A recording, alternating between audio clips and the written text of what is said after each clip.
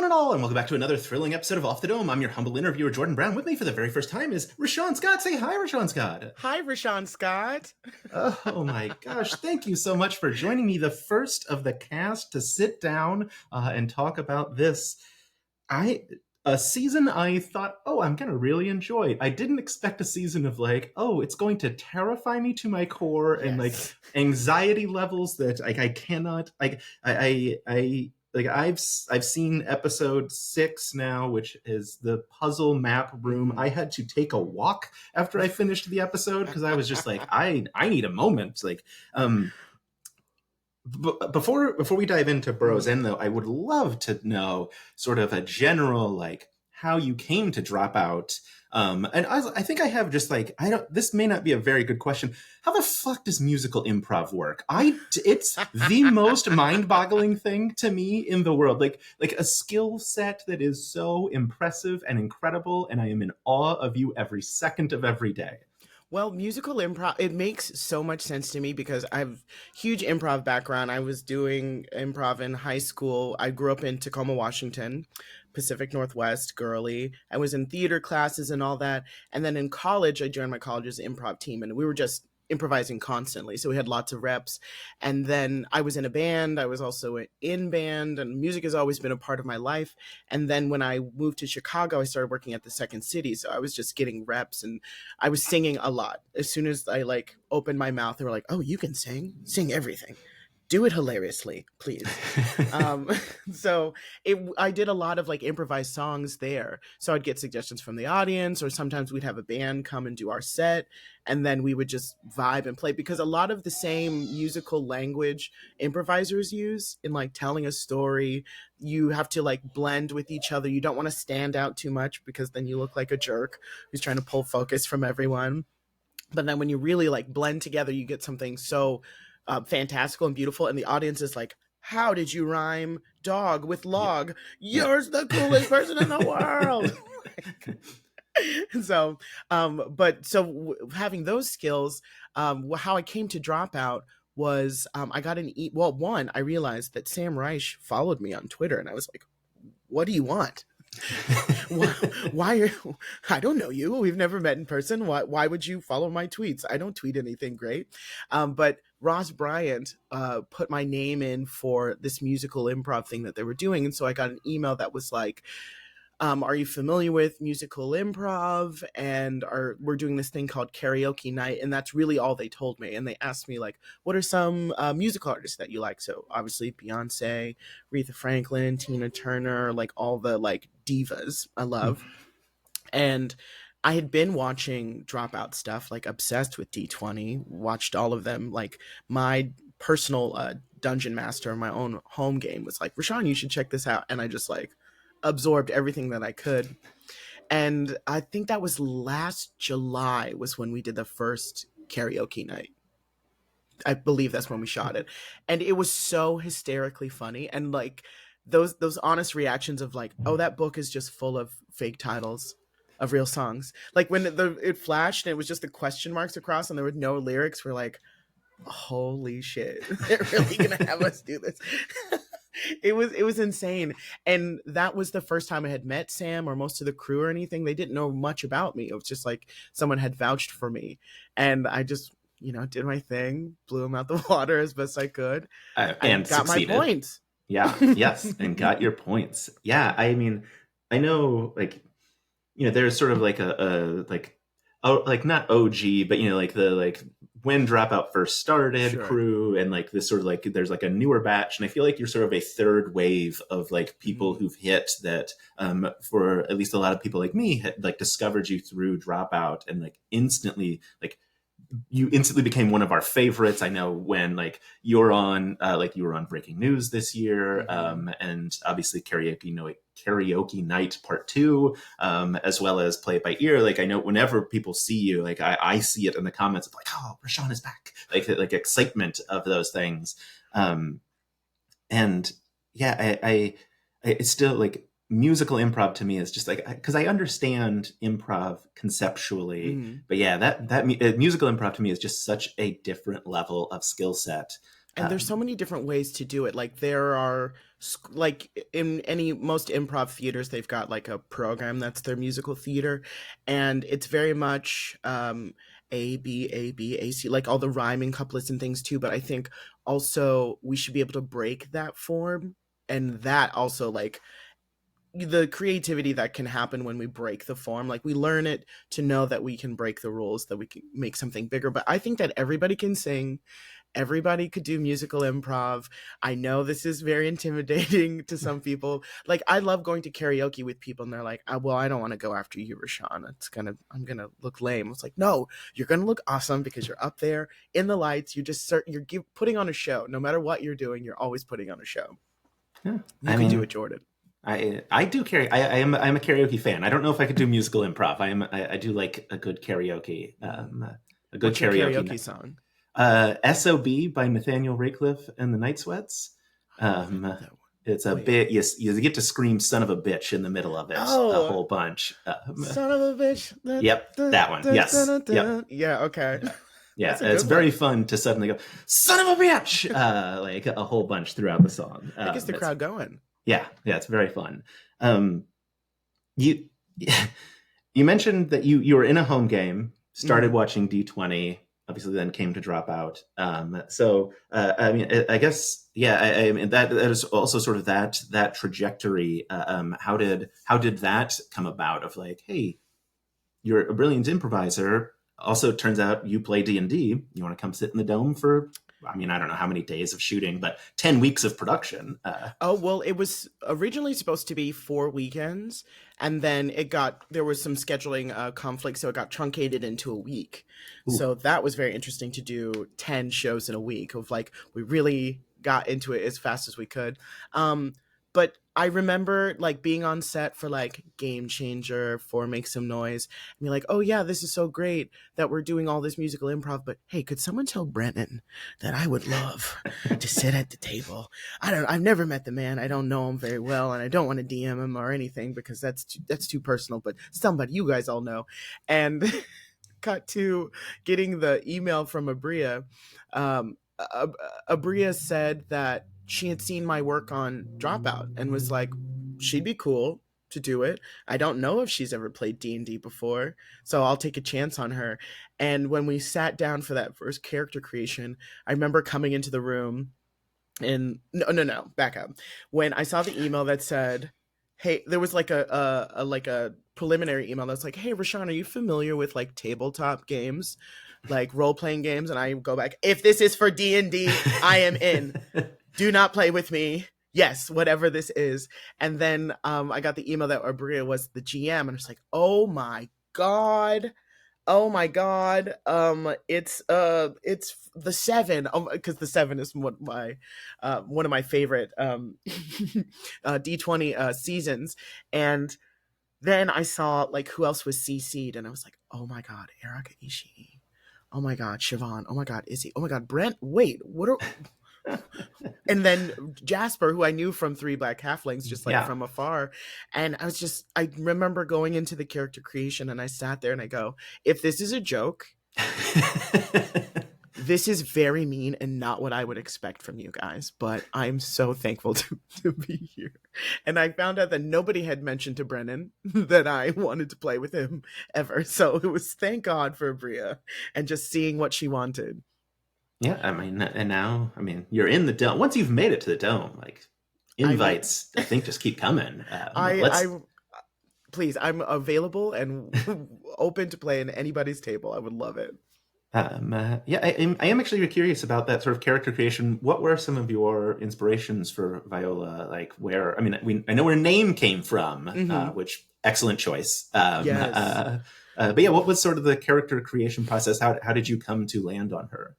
So I wanted to play, once we had figured out this like family dynamic, and I was kind of thinking more about the character and kind of went back to my old theater days of trying to find like intention, justification, like Viola wants power, and what will power do? Or she wants status. What does that mean for status within her relationship, status within her family, status amongst the children of the family? Where does she lie in the hierarchy of family? So I kind of leaned in a lot of like my own family dynamics, my mother has 5 sisters. So there is a lot of people trying to be the, big banana. So it was interesting to see like how can these family dynamics work. And because of like kind of the cult vibe, I know there's been some folks who are like praising online, I think, are praising too much of the cult culture, and I want to discourage any bad behaviors. I'm not trying to create any sort of culty thing. I don't want to encourage people to join them or do whatever. Live your life. But yeah. Very rarely are there violas and thorns in cults. Yes, there's gonna be a big 180 yeah. happens. But I was watching Wild Wild Country, that documentary about a cult that had taken over a town in Portland or Eugene, Oregon. And there was always seems to be, when these big cult things, there's this magnetic leader who is, holistic and thinks that, we're going to bring this community together. But it always seemed that there was a woman behind the scenes who is actually running the show and is probably the most vicious one, who knows where all the ammunition is, who knows where all the paperwork is, and kind of has a vision but is being like sifted through her. I was also fascinated by the Nexium documentaries and just like how, just not the extremes that they go to, but just the way that they corral people and encourage them to do things, and what kind of person is susceptible to that. Was Viola kind of, she was enamored by Thorn. Like Jasper and I had a separate session to discuss like what's this relationship like, because I don't want to play like naggy annoyed partners, because that's been done to death and that's not fun and dynamic, but to be as supportive as possible, to just see what the potential of this person. And I think we had landed on that Thorn was coming in and trading with our Burrow, and I became like the spokesperson to him. So we would go back and forth, and I would learn things about the outside, and he would make me laugh. And I mean, that's a good way to get me, Rashawn, on your side. Like, if you can make me laugh, if we can cackle together, we're going to be besties for life. And and because Jasper and I were the brand new people, we had like another level of like, okay, we're going to stick together, make sure like we support each other and have these big choices. And then he's rolling like dog shit this whole time. So it's kind of hard to stand by your man when he's rolling. He's getting excited over fives. But I think the dynamic, it worked out well in the end. And then I made a Pinterest page that had what I thought stylistically I thought this character would look like, because it is informed by church lady, like that whole culture, because that's a whole nother hierarchy within church about like who is in charge and who's making decisions for the congregation. So it's a combination of a lot of things. Yeah. Oh man, this is so tough because I have 3 things now that I want to like instantly jump onto that you just said, but we're just I'm gonna try to go in a logical order for me. Okay. Yeah, and you talked about like, so Jasper and you had a separate session. I was wondering if you and Brennan had a separate session to sort of develop a sibling dynamic as well. Brennan and I didn't have a sibling session, but after, I think it was maybe the first meeting was like everybody on Zoom, because we had kind of a almost 2 session zeros, because we were all on Zoom once, and then another time where like half of us were in person because Jasper was still out of the country. And Brennan had asked me to join him and Izzy in one of their improv shows. So I performed their show Bigger with them. And that was like a great eye-opening thing of like, I've seen Brennan and Izzy perform, on the screen, but to be on stage and feel their energy of like, oh, okay, I can go big and silly and they are going to support that. I feel like their style is so fun and engaging, and it made me miss like Chicago style improv of just like balls to the wall. Let's just, rock it till the wheels fall off. This is hysterical. Like there was a point where I think Brendan and I were competing like aeroplanes, like fighter pilots, just like going after each other, and my glasses like slipped off my face, and I was like, I lost visuals. It was so hysterical. It helped me find my glasses. He's just a good dude. But yeah, that was the first time I'd like spent a long amount of time improvising with Brennan, and I hope that I was as engaged as possible, because there were times I was like, Rashawn, come back to your body. You're also sitting at the table. You're not just watching, and Yeah, you have to participate. you're having the Hank Green out of body experience that he described during Mentopolis of like, oh right, I'm also here. Yes, yeah, I get that vibe very much. Do you have siblings? Was that an easy? Yes. Okay, so like you had something to base it off of with Brennan. Yeah, and the thing is, I'm the oldest. I'm the oldest of three, and I'm the only girl. So it's almost like I was an only child, but I wasn't, because I definitely had to be mama bear. I was like big sister, always put in charge. I have like 13 male cousins who were all around the same age. So as young kids, our parents would just like, I didn't go to summer camp. I was just like sent to my auntie's house for the summer. So running around with a bunch of boys who want to wrestle and punch and throw, and I'm just like, I just want to read. I just want to be left alone by myself.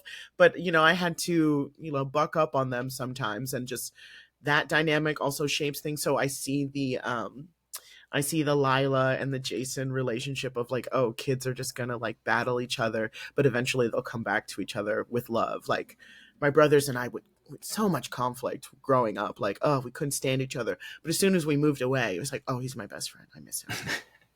Yeah. So the whiplash of family. Yes, the whiplash of family, a perfect tagline for this season. Going back to you and Jasper being your first time in the dome. Yeah. I mean, surrounded by like Brennan, Abria, Siobhan, Erica, and Izzy. I mean, like, but especially like Brennan, Abria, Siobhan have been so much time in the dome. Yeah. And they make it feel fresh, Yeah. Like I can imagine it can get like, you've been, especially because they are half of them. Well, now Siobhan's, made partner track of being a GM. Like they've spent so much time telling story, and they don't get bogged down in it, and it's still fun and fresh to them, which I was so impressed by, because you can perform something over and over again, and you're just kind of going through the motions, but no, they are actively in it. Yeah, and especially, especially like they're filming like this and Dungeons and Drag Queens and Mentopolis and Junior Year, all like in that same like small window. I was wondering. I mean, you said like a sort of out of body, like, oh, I'm here as well experience. Like, what was sitting down in the dome for the first time like? I have a great picture and a small little video, because as we were like relegated to a hallway of like, okay, you're going to walk in, these are your spots, getting excuse me, mics on and things, and everyone else, they've done it before, so they're bouncing around having a good time, and Jasper and I were like holding hands, like, okay, we're walking into the dome for the first time, we're gonna sit down and we're not gonna freak out, and we're gonna be so chill, everything's gonna be cool, because now they have a permanent dome space. It wasn't like they had to tear down the set each time, so it's literally the dome's home. And we go in and we sit down, and I realize where I'm sitting. We're sitting across from each other, and then we both just start to cry because we're so overwhelmed. We're like, oh my God, we're here. I had like said to myself watching it, in the middle of the pandemic, just cracking up or like crying from some beautiful thing that had been presented to me. And I was like, I'm going to sit at that table. I don't know how it is going to happen. I don't know anybody in this production. They don't know who Rashawn is, and why would they? They're all cool New York people, and I'm just some like granola girl from Pacific Northwest, Tacoma stand-up. And it was just like, it was such a pure like, oh my gosh, we've made it. I feel like we were in nerd heaven. We really just got, and as we're weeping, Abria comes over and scoops the both of us up in this like beautiful hug. I just have a really nasty, snotty cry photo. And little did I know that was not going to be the last time that I cried. Yes, during I have tears in the dome written down. I should say the first thing I have written on my notes is I am the one who fucks. Absolutely aces. I was grabbing the remote because I didn't hear what you had said. I was so happy Brennan like repeated it because I was like, I'm about to rewind to be like, Rashawn just made everyone die laughing, but like someone else was talking and incredibly, yes, Sorry, go ahead. Brennan is so, I think I said this out loud of like, you're so kind.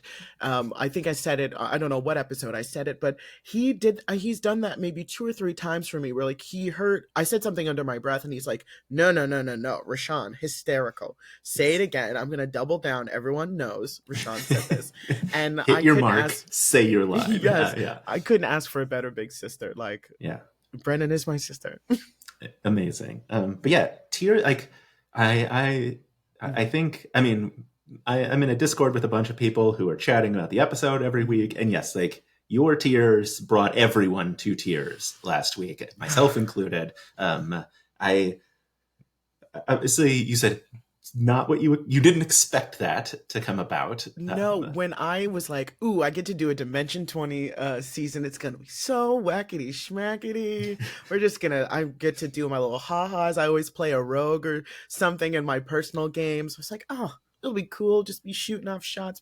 But no, they made it about family, which really hits a trigger for me. And we talked about that ahead of time of like, we're going to be talking about family dynamics, especially I have to give Erica praise for how they basically blanketed us in a safe space of like, I'm going to kind of push the mom thing. And if that is too much for you, please let me know and I will pull back. And even after I think I cried maybe 4 times, if I recall. 4 times. But it'd be like after the session, Jasper was like, hey, do you need a hug? Do you need to talk? We really got into, it was like we were in the most immersive play I'd ever been in my life. It brought me back to theater school. Like, oh, we're just doing intense scene study with each other. And we're also giving each other moments to breathe and kind of like, let that go, because we also filmed this around Mother's Day, so we were just, emotions were high. Yeah, understandably so. And yeah, I mean, it takes that, like, because often D&D is the found family dynamic of this is like and actual family dynamic, yes. Like on top of that. Yeah, I mean, it's not the first time D20 has made me cry. I'm sure it won't be the last. Maybe not this season. But yeah, I just, there are those like unexpected moments, I think. And I think in the episode you said it was Abria starting to cry that made you cry. Yeah. But I mean, just sort of just a powerhouse of experience and emotion from both of you, from everyone at the table. But like in that particular moment, just really, I drove home, like, I think why a lot of people love D20s, because we get incredible moments like that. So yes, and that was something like I was when I was in acting school. It was always a lot about drama. It was always heavy stuff, and I'd always be like, "Oh, I would love to just be like comedic relief." But when I go to those places, I really connect. Like in my time at Second City, I was also there around 2016, so it's a lot of political unrest and things that were happening in Chicago, on a social level, like Laquan McDonald being shot, and just all of these protests. So I had to find humor in the humanity, literally by a day-to-day basis of like something new would happen, and I'd have to process that. So I would be able to get an audience on my side in laughter, and then not take the air out of the room, but make everybody, sit up and listen to what I had to say. And I had some tears, legitimate tears, and then would have to, jump back into the comedy and kind of inform people. And I think that is such a great skill that a lot of comedians have, that people think that we are clones that, do the yakety schmackety, but there is a lot of heart at what we're doing. And I do think some of the best dramatic actors are comedians. Yeah, I fully agreed. And I think we've seen that, especially in recent years in TV and movies. We've seen an encouragement of like comedic actors taking dramatic roles, crushing it out of the park. Yeah, and as you said, like you expect like a D20 season to be silly little fun, and then it's emotional damage. Yes. Yeah. All right, we're gonna spiral back to the third thing that you mentioned: your looks for the season. Yes.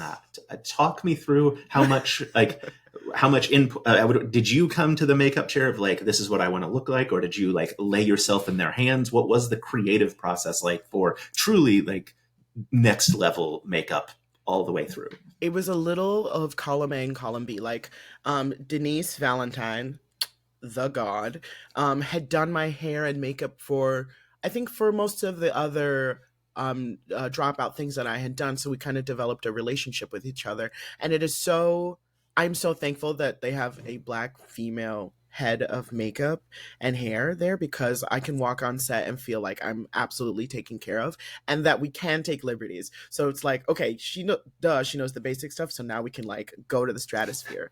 So I got an email from her about like, what are some like ideas that you have, and I had made a Pinterest page of like, again, church lady stuff. So I was looking at lots of fascinators. This is long before Abria was like, you can't have clothes. Oh no, we can have sashes, but we can't have clothes or gloves. So I was like trying to circumvent all of those things.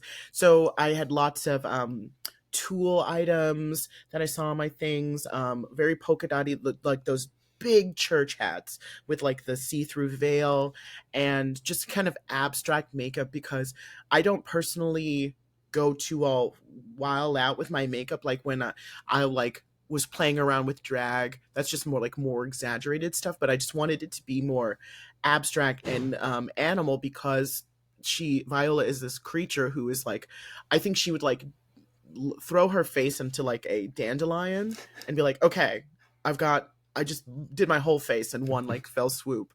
So I was like, she would use berries, she would use like natural things to get some pigment. And I really liked when we started to add all of like the little prosthetics of little beads of like cherries and twigs and things. And I had made those headpieces myself. Like I knew I wanted to have like the fascinator. It was like, oh, it's a piece of grass or something. So weeks before we started, because I knew we were doing 10, I was like, okay, I need to have 10 pieces of clothing that don't have stains on them, that I can sit in front of an HD camera and not feel like, oh God, my mom's going to be like, why didn't you iron your clothes?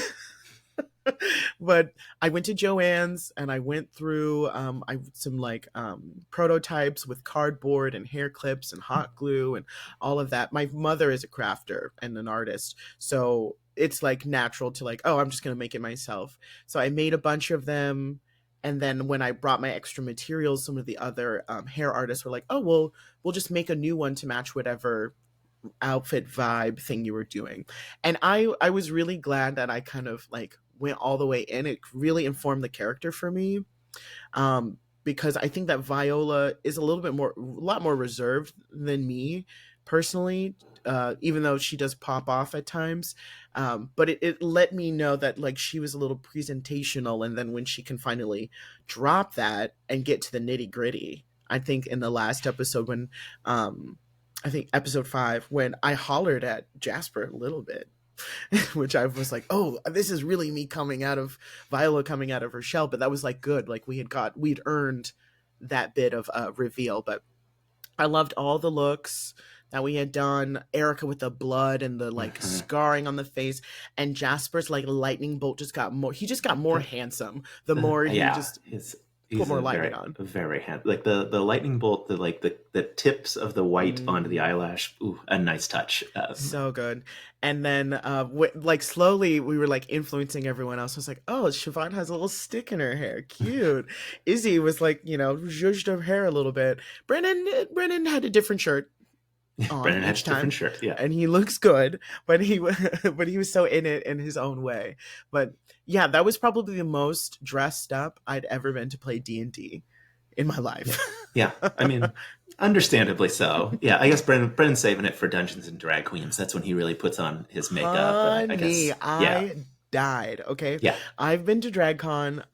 We used to have like we made a drag fantasy league, me and my girlfriends back in Chicago. Shea Coulee used to come to my brunch all the time. Love the girls. I died when Izzy showed me the pictures like this before it got announced. I was just like, oh, you guys, you've made it. Do you understand? Yeah. Drop out. You guys can do literally anything. You got motherfucking Jujubee and Monet and Bob and Alaska. Yeah, Get yeah. out of here. And Jasper told me that he may have Shea Coulee on his show. Ooh, very exciting. Very exciting. Yeah, I mean, your looks, especially, I expect Abria to come with like that level of makeup. Not surprised when Erica like comes with that level either. But yeah, like you and Jasper, like first timers in the Dome, I think really the looks help cement as well. Like not that your performances in any way didn't, but like they belong here. They've owned this space, and like this is their dome, and it felt it was good. beautiful. Yeah. It was beautiful. And before every production, before the start of every day, there's a safety meeting, and there is a meeting of like joy. Like everyone, Mike Scheibach will say, everyone is supposed to be here. You are worthy. You are here at the exact time that you're supposed to be. It was just like so encouraging. Him and Carlos would just like pull me to the side and be like, how are you feeling?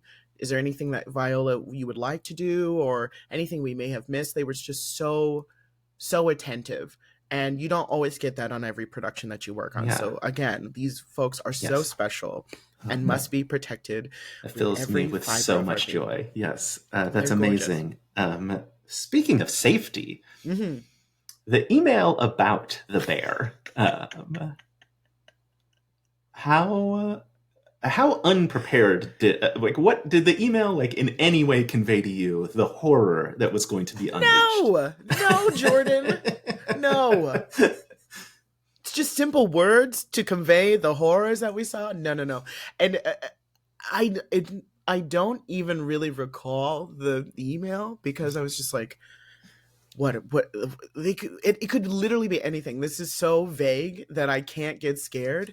And the fact that bears are my favorite animal and still are after what the horrors that I have seen means just the quality of work. I was always so impressed by every model I'd seen on the show, and then being able to see it up close. Rick Perry, you diabolical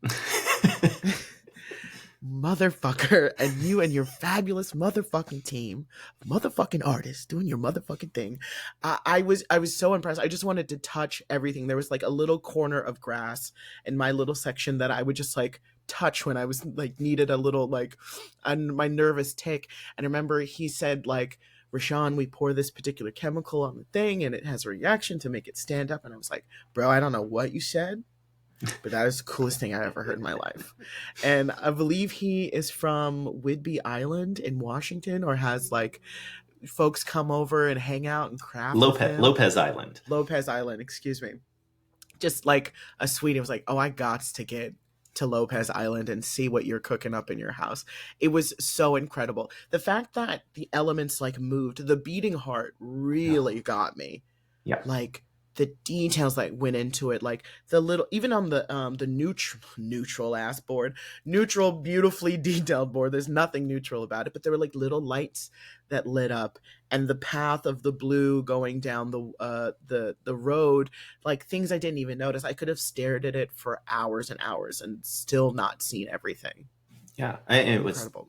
Yeah, I've mentioned this before. I paused the episode when like the bear unfolded for the first time, and I was like, I'm gonna DM Rick Perry right now. I have never DM'd Rick Perry before, but I'm gonna ask him if he wants to chat about this. My favorite, the shot from when the camera goes through the hole in the bear, like, oh my goodness, how did you do that? Yeah. Or when oh my god, the ancestral beings that like flayed off of Erica in that moment. I was just like, what? How did I get here? Shout out Casey McGeorge and Raven Bartlett, an incredible like mini shoot season for just incredible work. I want a whole series of behind the scenes, like how this got made. Yeah, I mean that is basically what I've like turned my life into. I'm just like, all right, Kelsey Hunter made the heart. I'm going to chat with her for 45 minutes about the heart.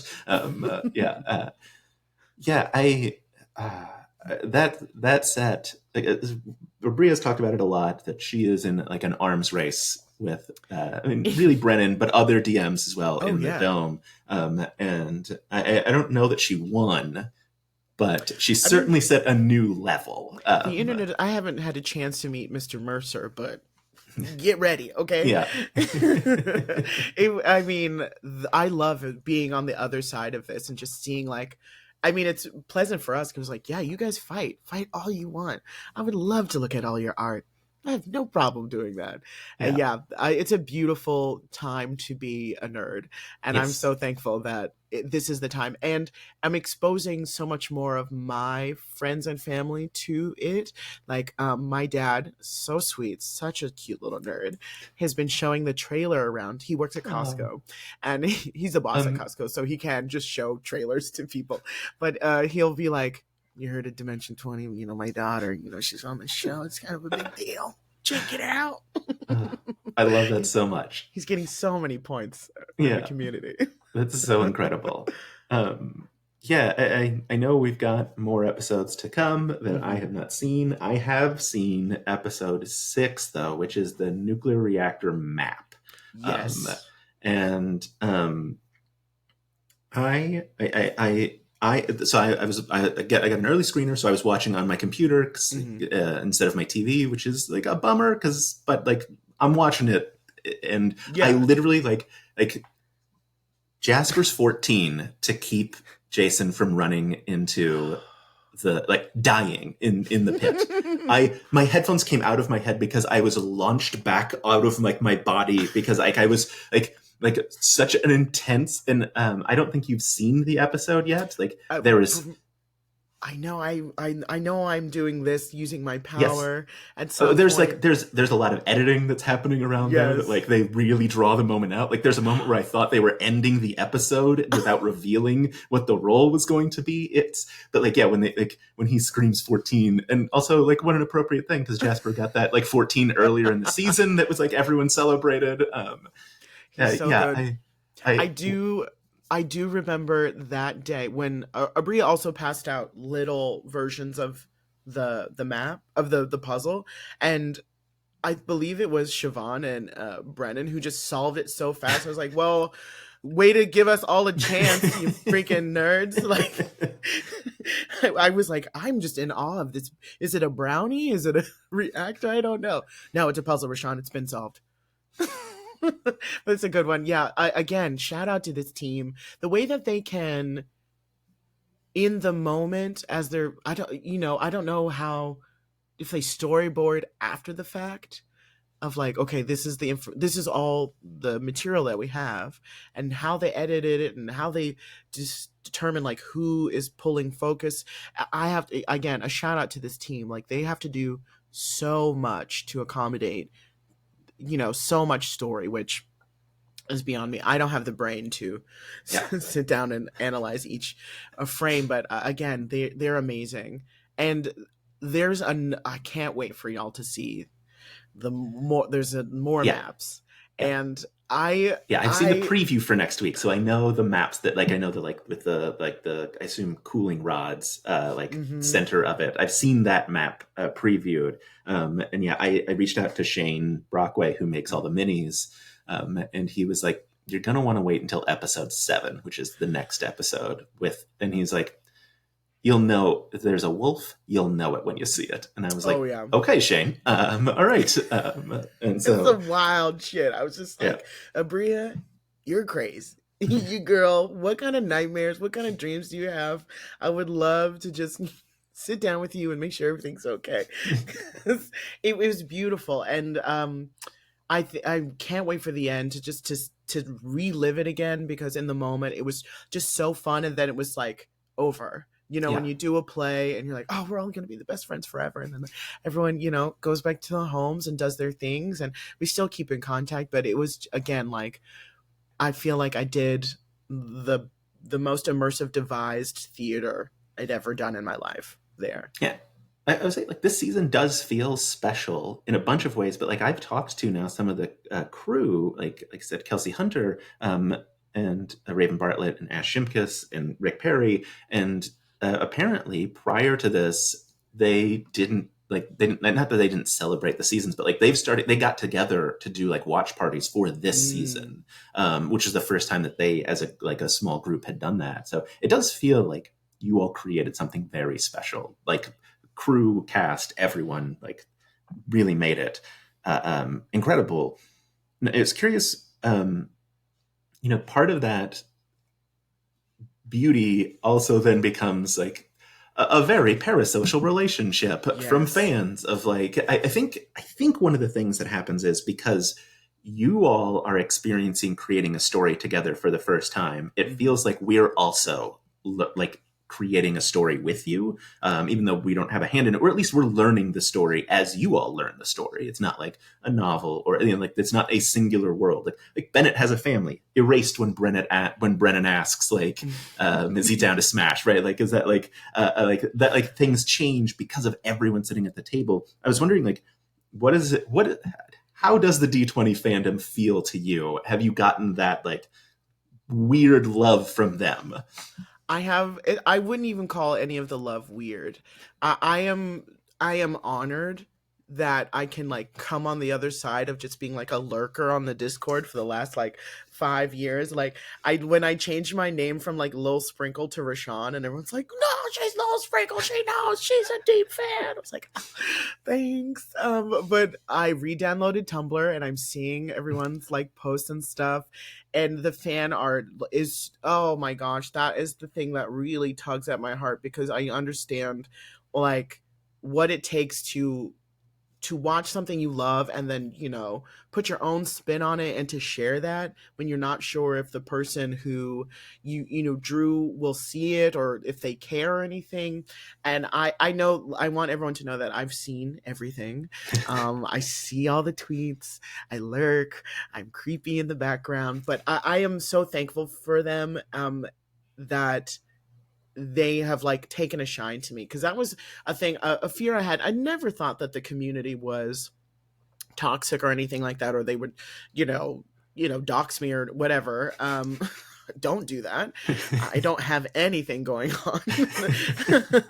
But I'm so glad that they have like welcomed me in, because that first episode I was a little scared of, like, okay, I've played D&D with my personal friends and they enjoy me, but they're my friends and they know me and they can, be like, Rashawn, you're being kind of annoying right now. But but being on this larger scale and seeing how I've connected with people, and I've been seeing like more people of color or Black women be like, oh my gosh, I'm going to watch this. I'm seeing myself represented. I'm seeing myself have fun and laugh and guffaw and snort and cry and go through all the emotions, the range of things, because we're not relegated to like one type of feeling or a one type of like view. I think just stylistically, we're all such different people, but the fact that we can come together at the table and tell this heartwarming story about family and struggle and survival and still tolerate and love each other at the same time.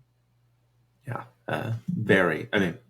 Beautiful. Thank you. I think D20 and world peace. Yes.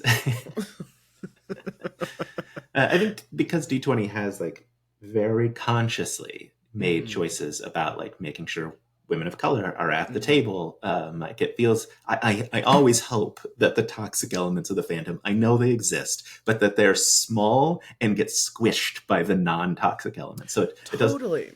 Because the 7, I'd been a fan, Fantasy High, watched it all, Love Me a Fabian Seacaster, all of them. Love Figure-Off Faith, all of them. But then seeing all of these femme people at the table, being like, oh my gosh, there's 7 varieties of person. And they're also different, and they all love each other, and they argue, and that's fine, and they come together, and they freaking love each other at the end of the day. And I just love the dynamics. Even in Pirates of the Leviathan, I was like, oh my gosh, all the Black people are here. This is amazing. I loved it. So, just foot on the gas to drop out. Like you've got yourself in a great position to serve a lot of people, and a lot of people, there's a lot more people to love. And I have nothing but hope for them. Yeah, I love hearing you say it, because then I'm like, all right, everything I do on the internet is worth it. I would be like slowly scrolling. I'd been watching your videos for a while, even before I knew I was on the show. Like I'd seen you come up in my FYP all the time. Yeah, you're famous, Jordan. You're famous. Stop it. You're wild. famous. I can't. It's such a weird experience. Like I describe it as being like a micro celebrity in a very niche environment. Like it's like a handful of people know who I am, and that's very fun. And that handful makes a fist, and I go, yeah, Jordan. Thank you very much. You spent so much time with me. Thank you. This has been incredible. I have a pitch for you, and this is just a Dimension 20 at large. Ross Bryant DMs. I know that. Zach Reno is in his game. Jess McKenna for sure could do it. You obviously could do it. And then we just need to find like a fourth, and we can have like an Oops All Bards. Yes. Dimension 20 season. Like Sam, Carlos, Michael Schaubuck, like make it happen. But if we do Oops All Bards, I would want like a full band. Oh yeah. That would be sick. And if it was like an intergalactic funk excursion, that would be like, mwah. The people demand it. Get in the comments. See you in the stars. Yes. I think that's a great idea. Yeah, I've played one shots with Ross, because Ross and I are Chicago Second City like friends of the community, and Ross is freaking incredible. Everything that Ross touches, he don't miss. I'm telling you, he just does not miss. I've seen him perform improvised Shakespeare. I think the first show I ever saw in Chicago, because I was still like theater nerd, like, oh my God, I want to see Shakespeare. I saw him perform improvised Shakespeare, and I was like, how does his brain hold all those things? And then when he freestyle raps, he's a wordsmith. He's a human thesaurus. He just got it. And even in his DM and music production, like he can just make music very easily, and it always sounds so good and funky. And I will always praise Ross to the day I die. Yeah, I mean, I don't understand musical improv. I don't understand Shakespeare improv either. It's just like how your minds can do those things. Just like I'm glad at least though, like Shakespeare improv also makes you be like, how can you do that? I used to have a teacher who she knew every line back and forth, like, and someone like improvised a line in class, and she stopped everything. It was like, absolutely not. That's not real. You cannot improvise in Shakespeare. It's set in this way. So it's very demanding craft, and they do it so well.